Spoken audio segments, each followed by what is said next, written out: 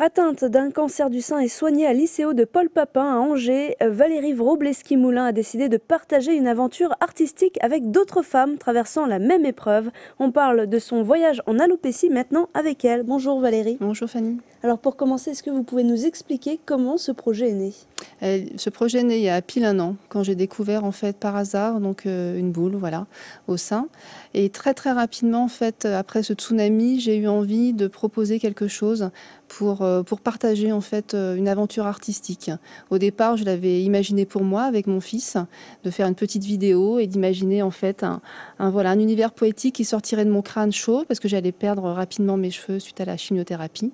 Et puis je me suis dit, je vais pas garder ça pour moi, je vais en parler là où j'étais suivie, d'abord à mon chirurgien et puis ensuite aux personnes qui m'ont suivie à Paul Papin. Et toutes ont répondu, voilà, présente et vas-y, fonce.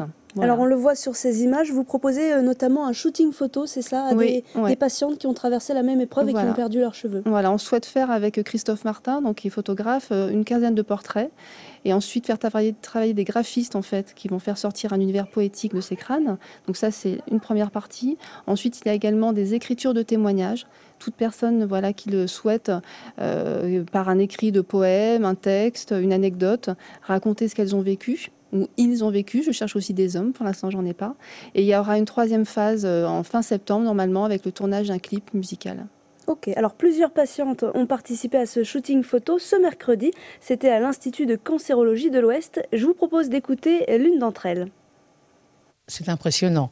Et puis le fait qu'on nous mette en valeur, en sachant que on a perdu nos cheveux, que voilà, on n'est pas tout à fait la même, tout en étant intérieurement la même, mais je pense que ça peut nous permettre de voir les choses différemment et puis de se dire que malgré tout on est belle.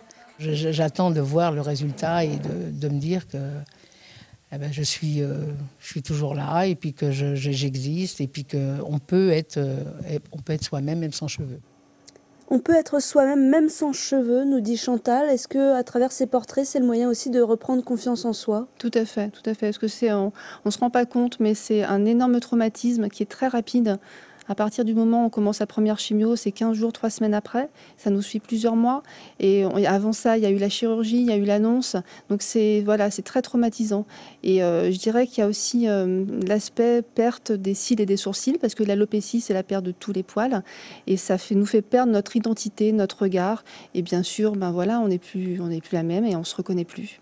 Et en quelques mots, on va pouvoir retrouver ce travail lors du festival Premier Plan en janvier prochain. Tout à fait. Le but, c'est ça, c'est de montrer ce travail et l'expo également des photos à premier plan. Et puis, essayer de mettre en place une table ronde aussi pour expliquer ce projet et puis un retour d'expérience, les gens, comment ils l'ont vécu en fait. Très bien. Merci beaucoup Valérie. On suivra ça avec attention. À bientôt.